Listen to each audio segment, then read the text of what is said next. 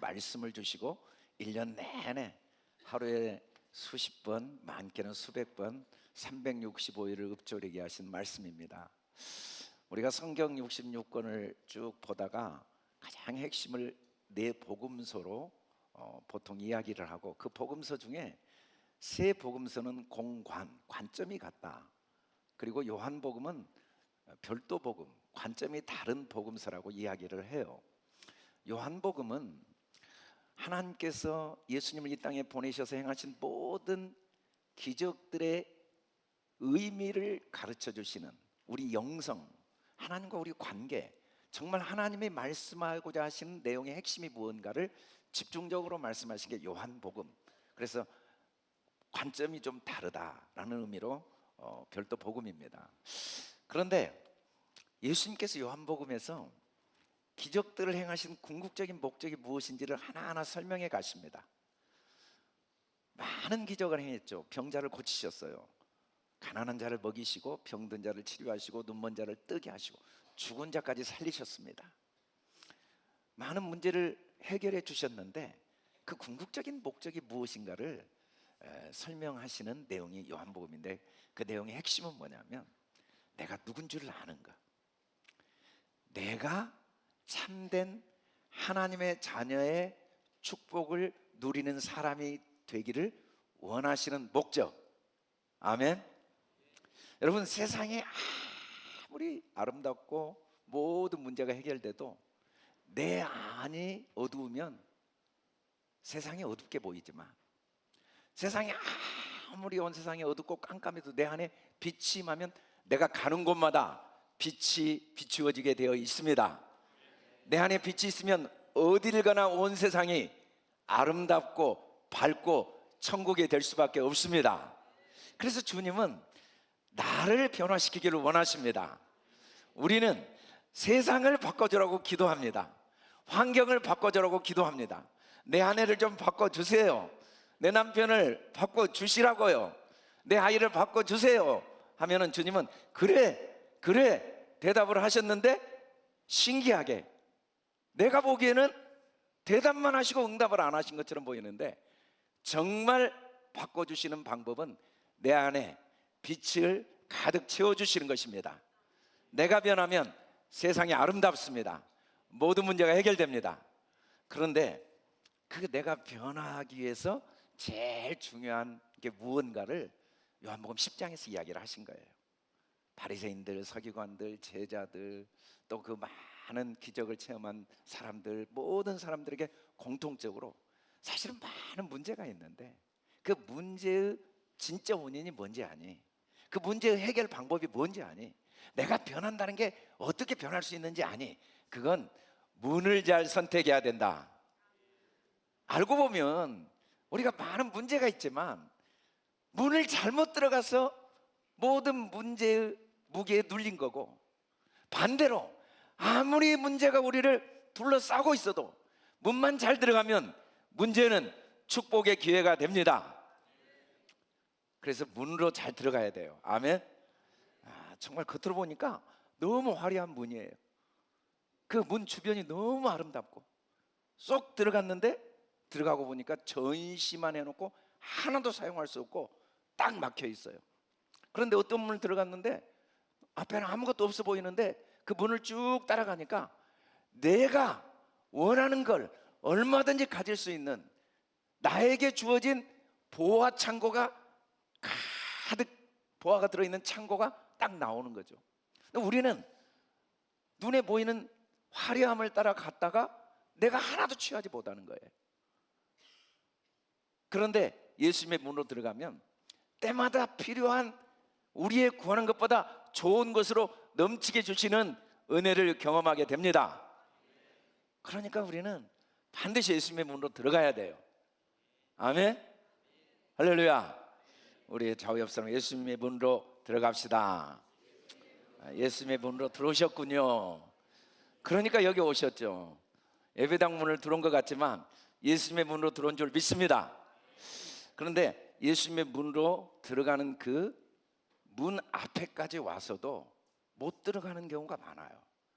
거기서 자기도 모르게 들어가려고 아무리 해도 문이 열리지 않는 경우가 많아요. 왜냐하면 열쇠를 갖고 있지 않기 때문이죠. 열쇠를 사용하지 않았기 때문이에요. 그래서 예수님의 문으로 들어가는데 제일 중요한 게 뭐냐면 믿음입니다. 같이 한번 읽어봅시다. 시작. 믿음은 예수님의 문을 여는 열쇠.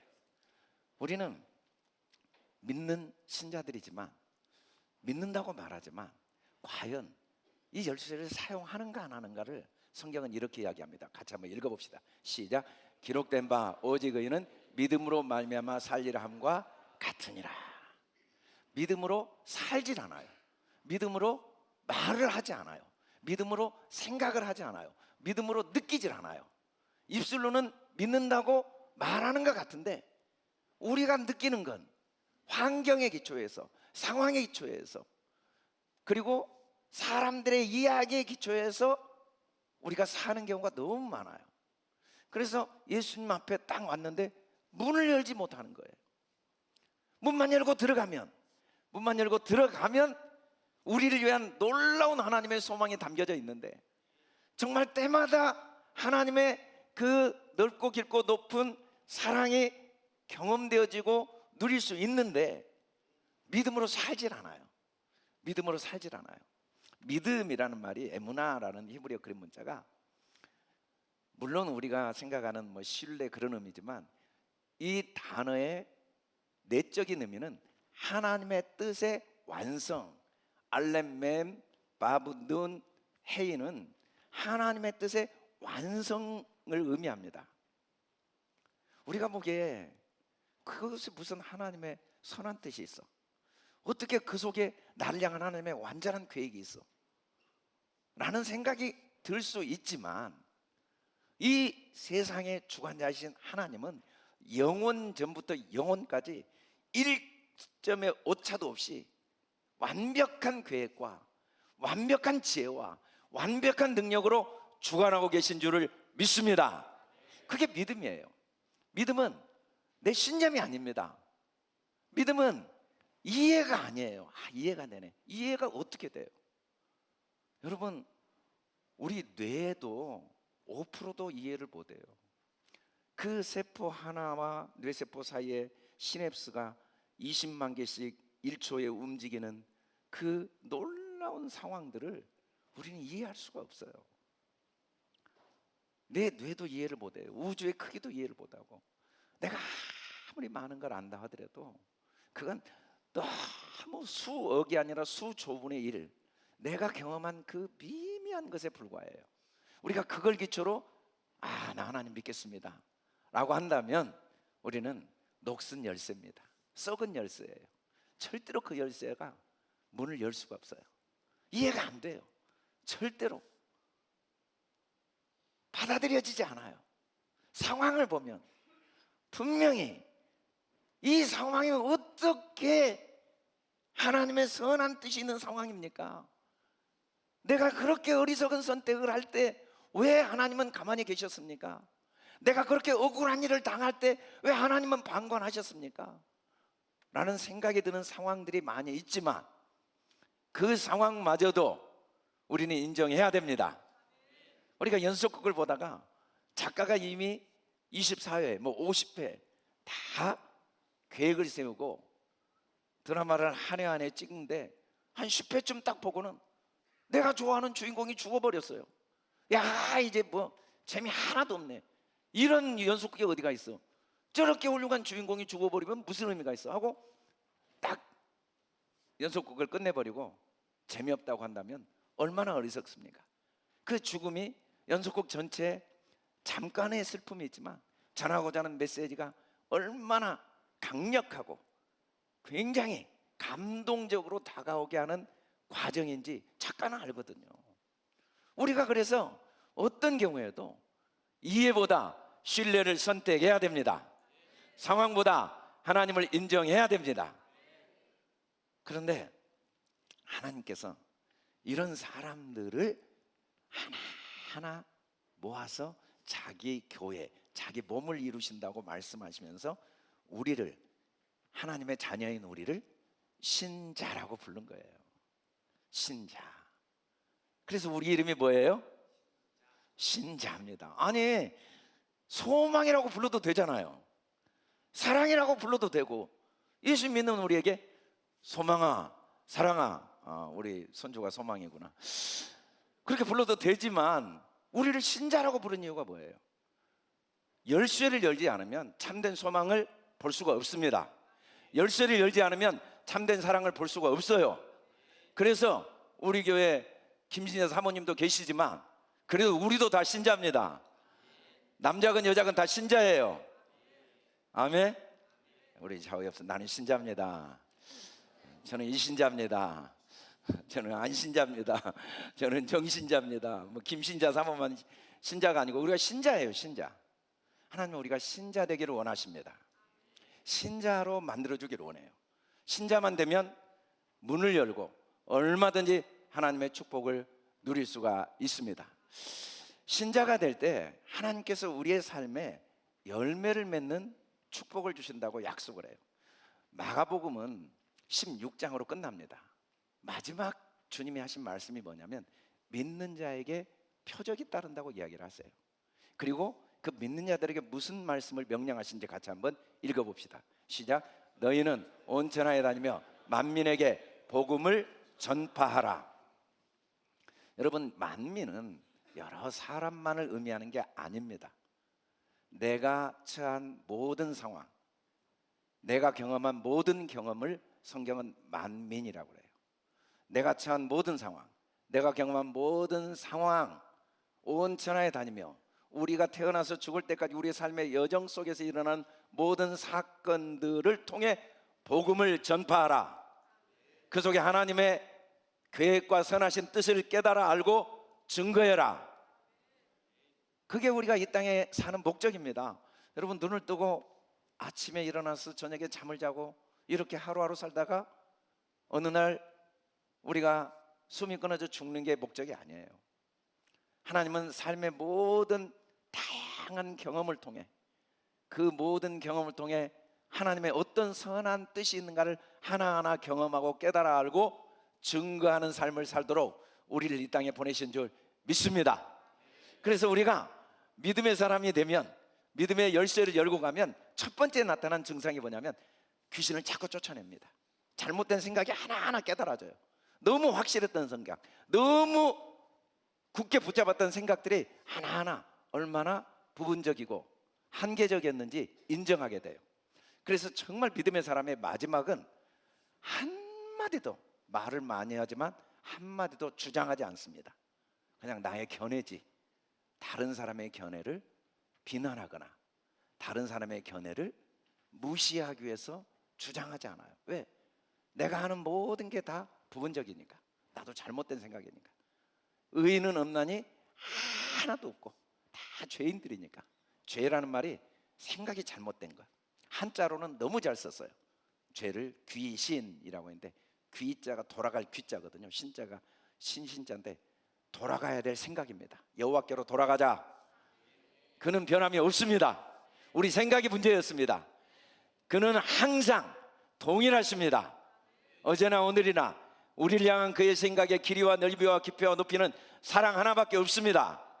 돌아가야 됩니다. 그리고 새 방언을 말하게 되죠. 항상 결론은 복음으로 말하게 됩니다. 아, 이런 선한 뜻이 있구나, 이런 은혜가 있구나. 그리고 뱀을 딱 집어 올립니다. 실패의 자리, 눈물 흘린 자리, 아픔의 자리, 부끄러움의 자리, 수치의 자리에서 오히려 하나님이 예비하신, 나의 무너짐을 통해 하나님이 예비하신 하나님의 높이심, 하나님의 세우심, 하나님의 예비하심을 고백하는 뱀을 집어 올리게 됩니다. 여러분, 뱀은 저주의 상징이라고 성경은 말해요. 십자가가 저주죠. 그러나 십자가는 최후의 승리입니다. 완벽한 승리입니다. 부활의 과정입니다. 그래서 믿음의 사람들은 실패의 자리에서 전혀 깨닫지 못했던, 이전에 경험하지 못한 하나님의 축복, 하나님의 은혜를 누리게 됩니다. 그리고 병든 자의 치유를 경험하게 되죠. 우리는 크고 작은 상처를 받습니다. 마음의 상처, 육신의 병, 관계의 상처, 삶의 크고 작은 상처를 받는데 하나도 빠짐없이 그 모든 게 반드시 성장의 재료가 됩니다. 그것 때문에 더 내면이 깊어지고 믿음이 더 견고해지고 그것 때문에 더 많은 사람을 품게 되는 은혜를 누리게 됩니다. 그런데 이 믿음의 열쇠를 가지고 가는 길이 너무 쉬워요. 너무 쉬워. 공부를 많이 해야 되는 게 아니에요. 목사가 돼야 되는 게 아닙니다. 삶을 잘 살아와야 되는 게 아니에요. 성경 지식이 많아야 되는 게 아니에요. 그 믿음의 열쇠는 누구든지 사용할 수가 있어요. 왜냐하면 그 믿음의 열쇠로 들어가는 문이 좁은 문이기 때문이라고 분명히 말합니다. 마태복음 7장 13, 14절에 예수님이 이야기를 하시죠. 좁은 문으로 들어가라. 넓은 문으로 들어가는 사람들은 많아. 그러나 그 문으로 들어가는 사람들은 멸망에 이르지만 좁은 문으로 들어가는 사람들은 수가 적고 문이 아주 협착해요. 그러나 그 안에는 생명이 있다고 했어요. 이때 이 넓은 문으로 들어가는 사람이 많다라는 말은 숫자를 의미하는 게 아닙니다. 좁은 문으로 들어가는 사람의 수가 적다는 건 숫자가 아니에요. 그 길이 협착하고 좁다는 건 인간의 노력, 인간의 방법, 인간의 지혜가 아니라 오직 하나님의 은혜로 들어가는 길이어서 협착하다고 말하고 있죠. 믿음의 문으로 들어가는 게 너무 쉬운 이유는 그 믿음의 문은 좁은 문이기 때문이에요. 좁은 문. 좁은 문의 특징은 기준이 하나밖에 없으니까 너무 쉽습니다. 기준이 하나예요. 오직 진리 하나밖에 없습니다. 어떤 상황이 와도 그 속에 기준은 하나예요. 하나님이 하신 일입니다. 하나님이 나를 위하여 주관하고 계십니다. 하나님이 그걸 통해 나에게 반드시 더 큰 복을 주십니다. 나의 연약함을 통해서마저도, 나의 부끄러움과 수치를 통해서마저도 반드시 더 큰 은혜와 복을 주십니다. 나의 성공을 통해서만 복을 주시지 않고 나의 실패를 통해서도 더 큰 복을 주십니다. 이게 기준이 하나예요. 그 속에 하나님의 선하신 뜻이 있습니다. 그 속에 하나님의 완전하신 뜻이 있습니다. 그래서 좁은 문으로 들어가면 마음은 항상 넓어집니다. 모든 게 다 받아들여져요. 이 속에도 하나님의 선한 뜻이지. 내가 가슴 아프고 안타까운 일을 경험하고 있지만, 내가 뒤를 돌아보니까 정말 어리석은 길을 걸어왔지만, 지금 내 상황이 앞뒤 좌우로 막혀 있지만 이 속에도 나를 향한 하나님의 선한 뜻이 있어. 다 수용이 되고, 나와 갈등과 아픔이 있는 사람에게도 하나님이 나를 위하여 예비하신 축복의 선물이야. 다 수용이 되고, 모든 게 다 수용이 되니까 시간이 갈수록 좁은 문으로 들어가면 마음은 점점 여유로워지고 평안해지고 점점 감사하게 됩니다. 그러나 세상은 좁은 문을 절대로 인정하지 않아요. 넓은 문을 인정합니다. 기준이 너무 많습니다. 너무 다양해요. 왜냐하면 보이는 대로 판단하는데 눈에 보이는 상황은 만 가지가, 만상이라고 하잖아요. 이 눈에 보이는 걸 만상. 상황이 너무 다양해요. 그 모습이 너무 다양하니까 이게 유익일까? 분명히 유익이라고 했는데 좀 지나면 또 손해였네. 이 사람이 진짜 나에게 도움이 될까? 확신했는데 이 사람 때문에 내가 망하게 되네. 정신이 없는 거예요. 이게 옳다, 분명히 이게 옳다고 했는데 뒤돌아보니까 내가 잘못 틀렸네. 이게 이 사람이 진짜 나에게 가장 도움이 된다라고 확신했는데 도움이 안 되고, 알 수가 없는 거예요. 기준이 너무 다양해. 육체로 판단하니까. 그래서 항상 마음이 불안해요. 분명히 결정했는데도 확신이 없어요. 육체의 판단은 불안해요. 진짜 나에게 유익이 될까? 진짜 이 길이 나한테 도움이 될까? 확신이 없으니까 염려를 떨쳐버릴 수가 없어요. 뒤를 돌아보면서 잘 걸어왔다고 믿었는데 어느 날 보니까 그 길이 진짜 어리석은 길이었다는 게 드러나니까 잘 걸어왔다고 사람들이 인정해도 마음에 평안이 없는 거죠. 그래서 넓은 문으로 간 사람은 마음에 여유가 하나도 없습니다. 바늘구멍 하나도 들어갈 여유가 없어져 가는 거예요. 시간이 갈수록 너무 기준이 많아지니까. 그러나 성경은 분명히 말씀합니다. 스스로 지혜 있는 줄로 생각하지 마라. 우리가 아는 이 기준은요, 너무너무 미미한 기준이에요. 하나님의 그 넓은 세계를 어떻게 다 알 수 있겠습니까?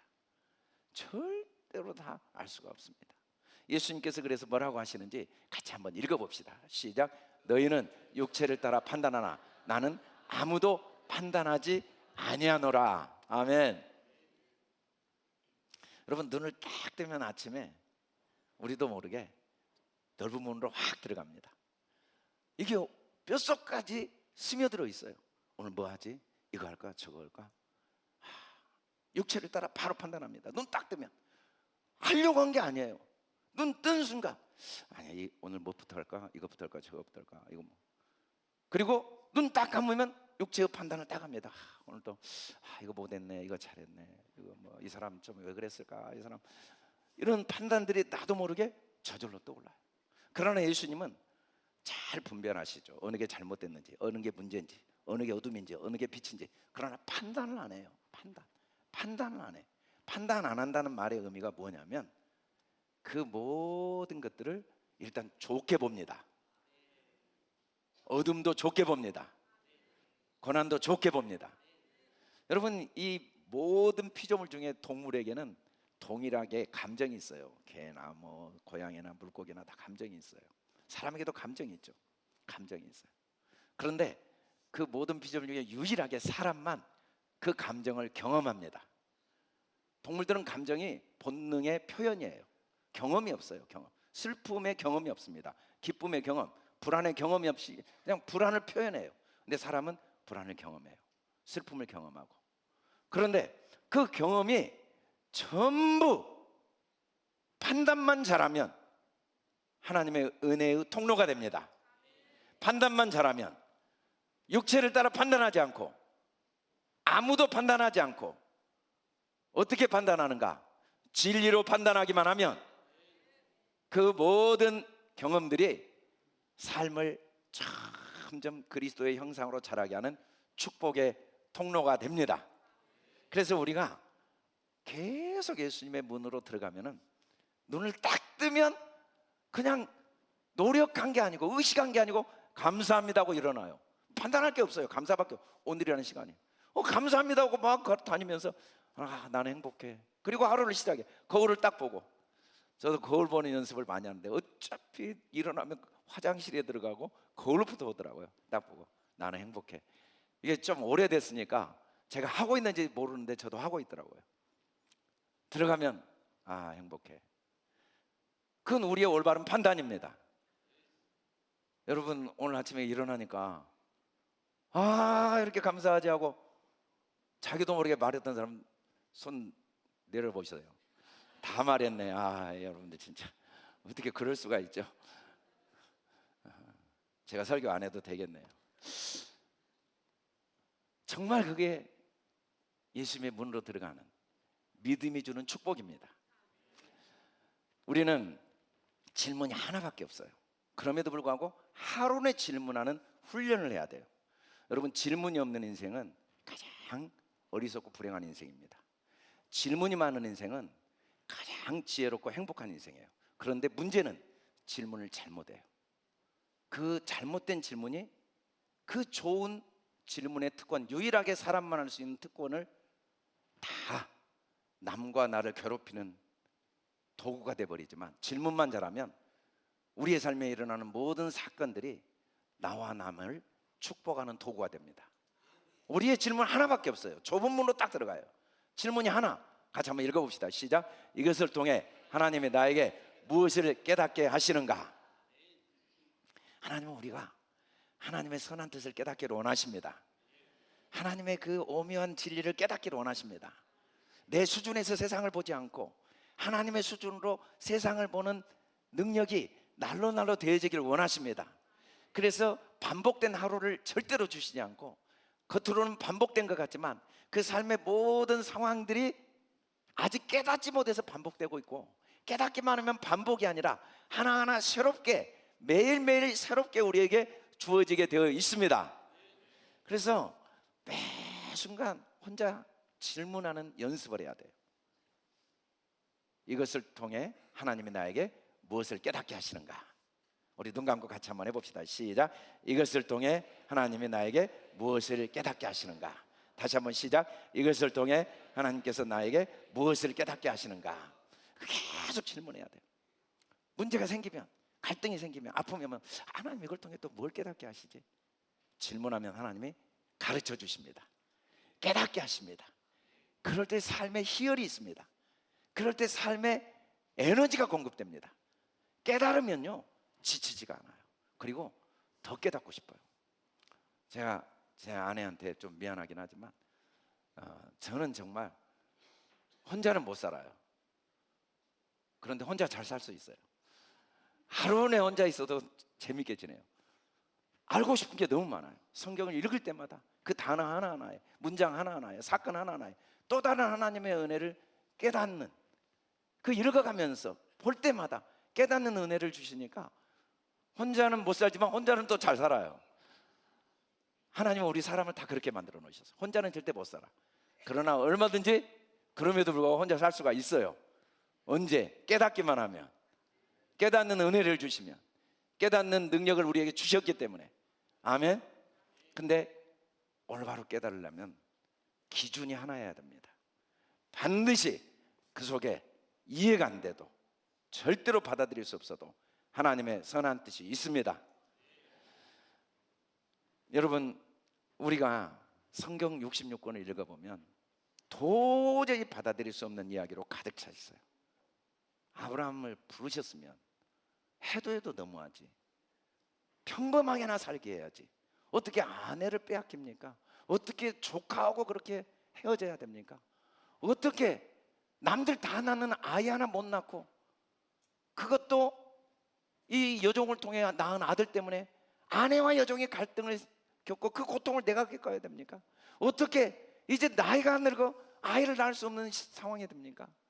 여러분, 차라리 부르시질 말든지, 부르셨으면 최소한 평범하게는 살게 하든지. 이삭이 믿음으로 결혼했는데 어떻게 20년이나 아이가 생기지 않습니까? 야곱이 하나님의 장자의 복을 받았는데, 복을 주시겠다고 그렇게 아버지를 통해 축복해 놓고 어떻게 10번이나 사기를 당하고 10번이나 죽음의 위기를 당해야 됩니까? 어떻게 하나님이 만민을 구원하는 총리의 복을 주시겠다고 약속해 놓고 노예로 끌려가게 합니까? 이런 일들을 어떻게 받아들일 수가 있어요? 그런데 끝없이 계획이 무너졌습니다. 끝없이 나의 뜻이 깨어졌는데, 그 무너진 그 자리, 깨어진 그 자리에 하나님의 기적의 축복들이 계단 준비되어 있었습니다. 그 무너진 자리를 통해 하나님이 총리의 축복을 계속 만들어가는 과정으로 하나하나 계단으로 사용하셨다는 사실. 그래서 우리는 절대 판단하면 안 됩니다. 절대 결론을 내리면 안 됩니다. 그리고 오직 믿음으로 예수님의 무릎으로만 들어가야 됩니다. 그리고 예수님의 무릎으로만 나와야 됩니다. 믿음은 과거가 아니에요. 내가 뭐 언제 은혜를 받았고, 그게 아니에요. 믿음은 언젠가가 아니에요. 믿음은 현재입니다. 지금입니다. 지금이 은혜 받을 때입니다. 지금이 최고의 시간입니다. 진짜 옛날에는 좋았는데.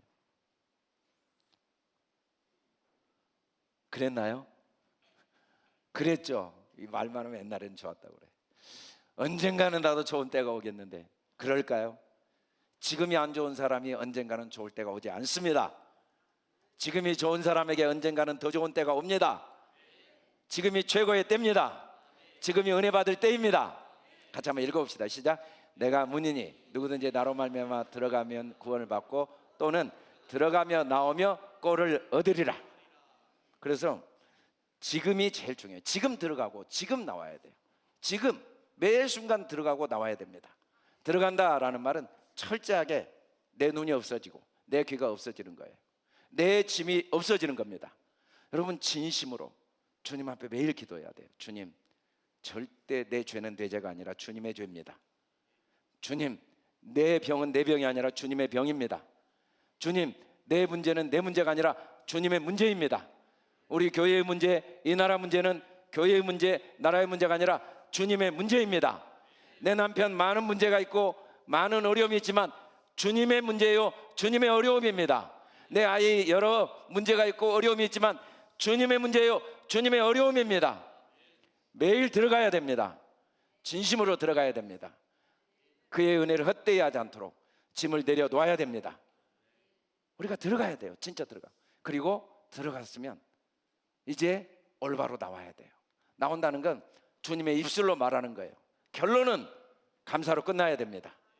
하나님의 은혜로 끝나야 됩니다. 결론은 축복으로 끝내야 됩니다. 할렐루야. 싸울 수도 있죠. 화낼 수도 있고 불평할 수도 있어요. 그러나 결론만은 바로 문을 열고 들어가서 다시 주님의 눈과 귀로 바꿔서 다시 우리 입술로 미안해, 고마워, 감사해. 아멘. 미안해, 고마워, 감사해. 우리 좌우 옆 사람 미안해, 고마워, 감사해. 미안해, 고마워, 감사해. 할렐루야. 주님이 뭐라고 하시는지 사도 바울은 이 주님의 말씀을 이렇게 결론을 내리죠. 같이 크게 한번 읽어봅시다. 시작. 우리가 알거니와 하나님을 사랑하는 자 곧 그의 뜻대로 부르심을 입은 자들에게는 모든 것이 합력하여 선을 이루느니라. 이 합력이라는 야하드라는 말은 사람의 어떤 계획이 아니고 하나님의 전적인 손, 하나님의 손길, 보이지 않는 하나님의 손길. 어떤 손주가 할머니 옆에 와서 막 우는 거야. 할머니, 아침부터 저녁까지 왜 이렇게 이 더럽고 지저분한 걸 만들기 위해서 그렇게 고생하세요? 막 짜증을 내니까 할머니가 씩 웃으면서 울고 있는 손주에게 뒤를 딱 보여주니까 아름다운 공작이 있는 거예요. 우리가 그렇게 짜증을 내요. 하나님이 그 배후에서 아름다운 공작새를 만들고 있는데 할머니 왜 이런 쓸데없는 일을 하고 있는 거예요? 왜 이런 지저분한 일을 하고 있는 거예요? 아니에요. 하나님이 그걸 합력하고 계십니다. 그래서 그걸 선으로 바꾸십니다. 선으로 이루느니라, 이 말은 함께 엮어서 좋음을 만든다는 거예요. 신기하죠. 여기서 제일 중요한 단어가 모든 것입니다. 좋은 일만이 아니에요. 내가 원하는 대로 되는 일만이 아닙니다. 나쁜 일도, 고통도, 실패도, 연약함도, 슬픔도, 억울함도 합력하여 선을 이루십니다. 그것들이 쓴맛, 이 짠맛이 최고의 맛을 내는 도구로 하나님이 사용하십니다. 우리나라 음식이 요즘 전 세계에 막 많이 알려진 음식 중에 하나가 비빔밥이라고 그래요. 비빔밥 막 비벼놓으면 그 맛이 기가 막히다는 거예요. 여러분, 짠맛, 신맛이 그 자체로는 싫지만 음식 맛을 아름답게 내는 소중한 도구입니다. 하나님은 최고의 요리사이십니다. 하나님은 반드시 내 삶의 모든 걸 엮어서 내가 겪었던 슬픔과 아픔과 실패와 좌절마저도 최고의 음식을 만드는 도구로 사용해 주십니다. 그래서 사도 바울이 자기 인생을 딱 돌아보고 마지막 유언이 디모데 후서거든요. 순교 직전에 쓴 서신서, 그 중에 마지막 4장에서 하나님 아버지와 산자와 죽은 자를 심판으로 오실 예수 그리스도를 두고 엄히 명하는 말이 뭔지 같이 한번 읽어봅시다. 시작. 엄히 명하노니 너는 말씀을 전파하라. 때를 얻든지 못 얻든지 항상 힘쓰라. 이때 이 말씀은 항상 토라, 복음을 말해라. 아멘. 항상 복음을 말해라. 항상 축복을 말해라. 항상 소망을 말해라. 항상 사랑을 말해라. 때를 얻을 수도 있죠. 때를 얻을 수도 있어요. 성공할 수 있어요. 그러면 성공을 이야기하면 안 돼요. 그 속에 내게 주신 하나님의 은혜를 감사해야 됩니다. 건강할 때도 있어요. 모든 일이 강건할 때도 있어요. 그럼 강건을 말하는 게 아니라 복음으로 섬겨야 됩니다. 우리가 때를 못 얻을 때도 있습니다. 실패할 때도 있어요. 그걸 통해 내 것이 무너지고 하나님이 예비하신 소망이 내게 다가올 때입니다. 사실은 인간의 끝이 하나님의 시작인 건 변할 수 없는 진리예요. 내가 끝나지 않는 한 하나님은 일하시지 않습니다. 내가 끝날 때가 끝난 게 아니라 하나님의 시작입니다. 내가 노예로 잡혀간 게 끝이 아닙니다. 내가 감옥에 갇힌 게 끝이 아닙니다. 관원장들이 그렇게 신신당부했는데도 2년 동안 잊어버린 게 끝이 아닙니다. 모든 게 끝난 그 자리가 하나님의 시작입니다.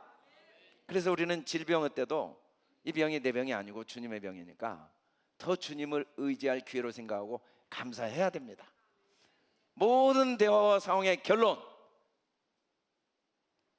요셉의 결론이에요. 그걸 선으로 바꾸사, 그것 뜻을 선으로 바꾸사, 어떤 걸 나를 헤아려 한 것까지, 나를 노예로 판 것까지, 나를 감옥에 가둔 것까지, 나에게 은혜를 다 잊어버리고 배반한 것까지 하나님이 선으로 바꾸십니다. 그것마저도 선으로 능히 바꾸신 하나님이니까 우리는 결론은 실패, 할 수 있지만 망했다고 하면 안 돼요.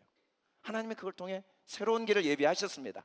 손해봤지만 억울하다고 하면 안 돼요.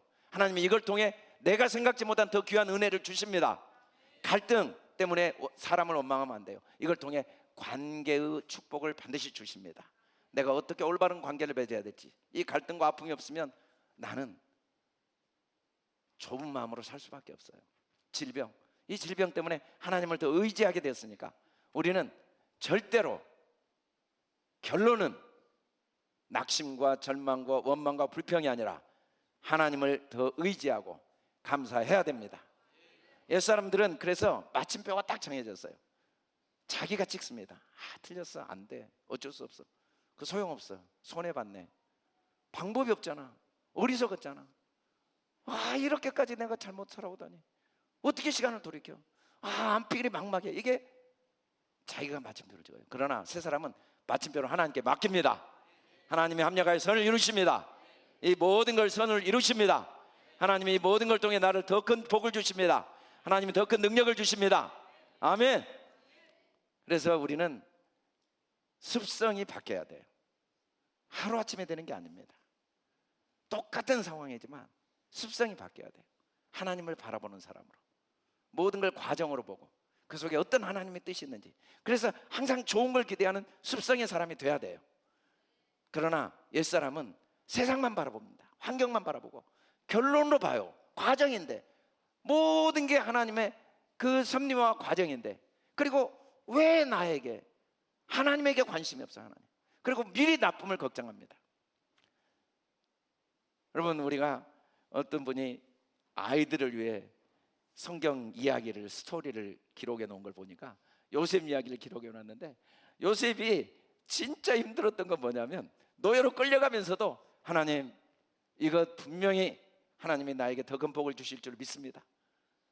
이해는 안 가지만 제가 노예로 끌려가는 일에 나를 향한 하나님의 사랑이 있는 줄 믿습니다 했더니, 노예로 끌고 간 사람이 너무 화가 나가지고, 이 미친놈이 지금 하고 막 그냥 너무 화가 났대요. 근데 노예 생활하면서도 그렇게 사람들에게 무시당하고, 그래도 그럴 때마다 막 괴로워하고 힘들면서도, 하나님, 이 속에도 하나님의 선한 뜻이 있습니다.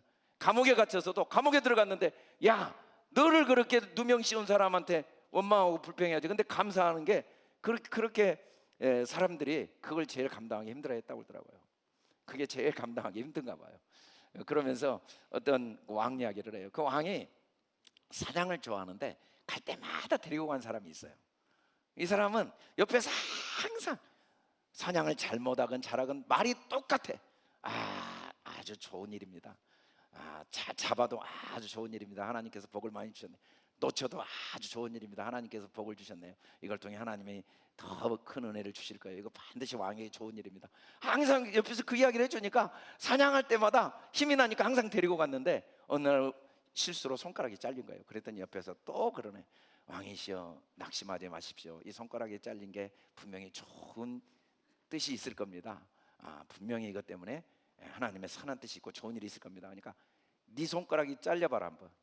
너무 화가 난 거예요.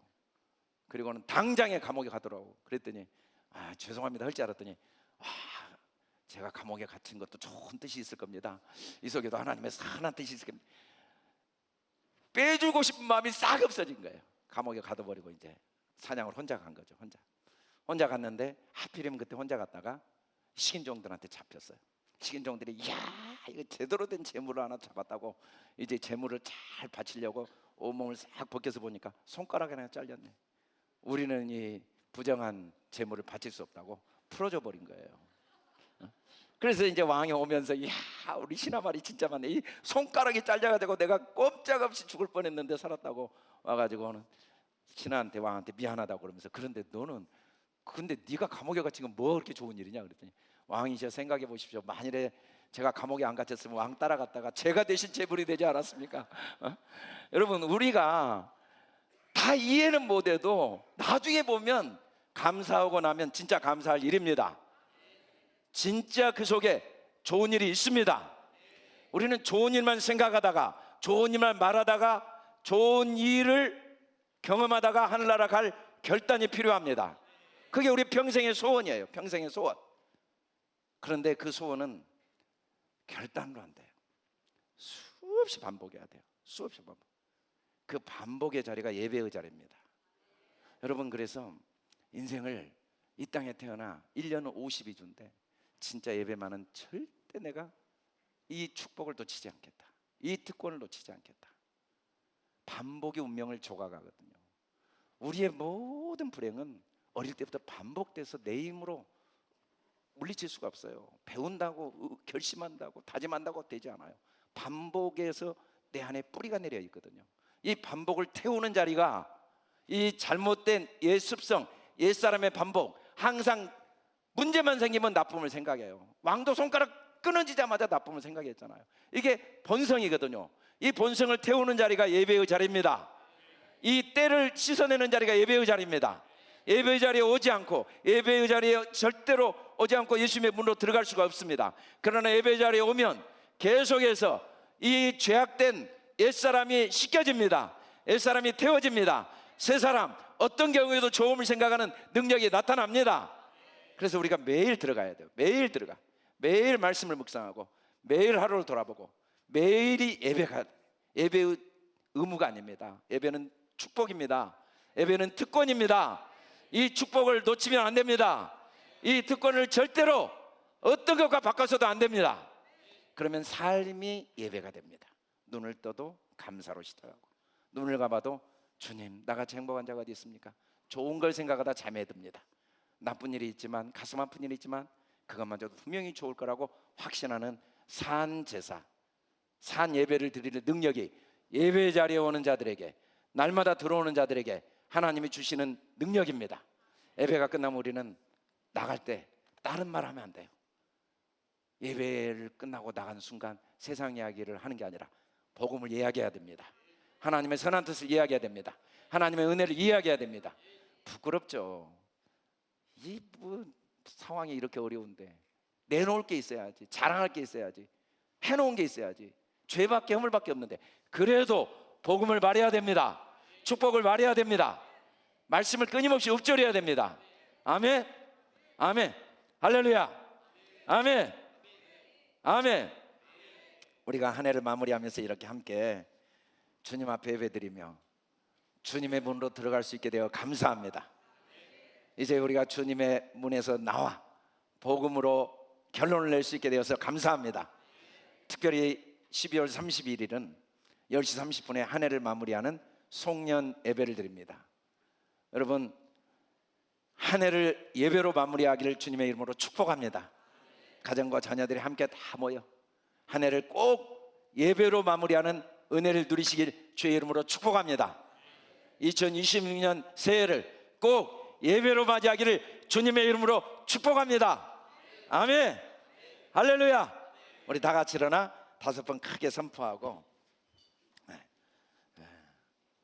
근데 이번에 성탄 때 너무 프로그램들이 좋았는데 그중에 남성교 춤은 송년 예배 때 진짜 앵콜을 한번 해야 될 것 같아요. 어떻게 그렇게 잘하는지, 은혜가 있는지.